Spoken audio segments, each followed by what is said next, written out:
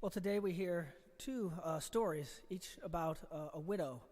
And I think it's important for us to understand exactly, in the context of the time of Elijah and the time of Jesus, what it meant to be a widow, because it's different than it is for us today. In the time of Jesus, the time of Elijah in the Old Testament, to be a widow was to be destitute, because they owned no property and had no income and no way really to make any income.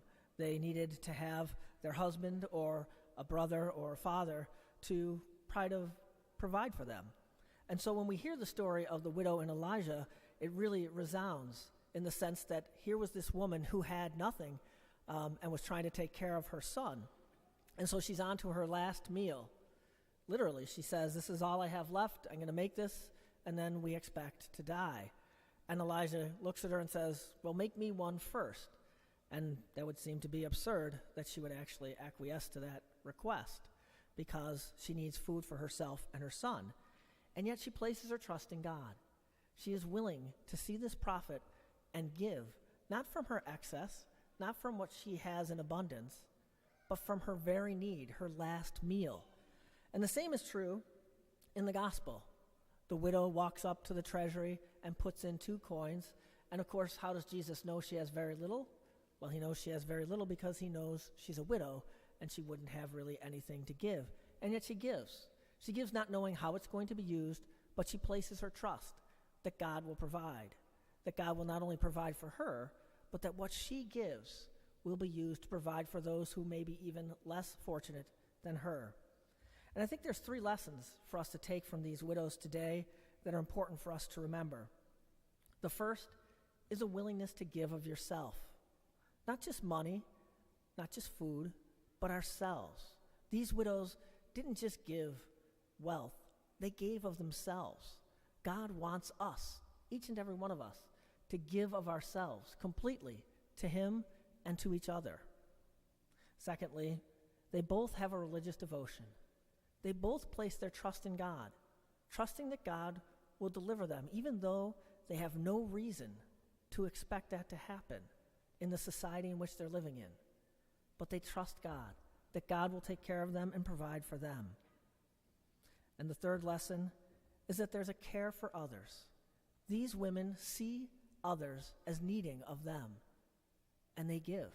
They see the need, and they are willing to give. Even though they don't have much, what they have, they are willing to give away. And so we come to that understanding of what it really means to be unselfish in our giving. The widows unselfishly give of themselves, trusting that even though they have little or nothing, God will take care of them. And of course, we have Jesus, who offers himself completely to us, not only during his life, but in his death and resurrection.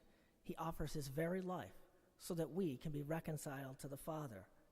They are beautiful examples of us today to give of ourselves, not of our excess, but of our need.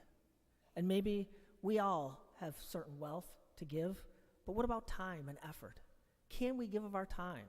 We live in a world where I think time is very precious, and there are so many pressures on us to be busy about our lives. But God desires not just our contribution today at Mass or our contribution to charities, but our contribution of our time, ourselves. Our time ultimately is more precious than the wealth we give because it comes from us. We have to sacrifice something to give.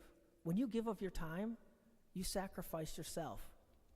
Which brings me to the bulletin article. In this week's bulletin, I encourage you always to take a bulletin and read it, but especially this week's bulletin article. It's about the Adoration Chapel. As many of you know, we have an Adoration Chapel just outside these doors between the school and the church. And from my perspective, having been here 3 years, I think it is one of the most important aspects of St. Gregory the Great. I think that all of the ministries, all of the growth, all of the wealth of spirituality in this parish comes directly from that little room between the school and our church, the Adoration Chapel, which is a 24-hour perpetual adoration chapel where many people go to just spend quiet time with the Blessed Sacrament. And I'd encourage you all to take the opportunity to do that this week or next week, but before we get too busy during the Christmas season. Even if you only have 15 minutes, to just sit there in peace and quiet. Maybe not ask God for anything. Maybe not tell him anything. Just sit there and feel his love flowing through you and let it nourish you. We live, as I said, in a chaotic world. The pressure on our time is constant and sometimes overwhelming. But I promise you, if you can spend just 15 minutes this week, just sit there, the chaos of this world will disappear and you will feel refreshed.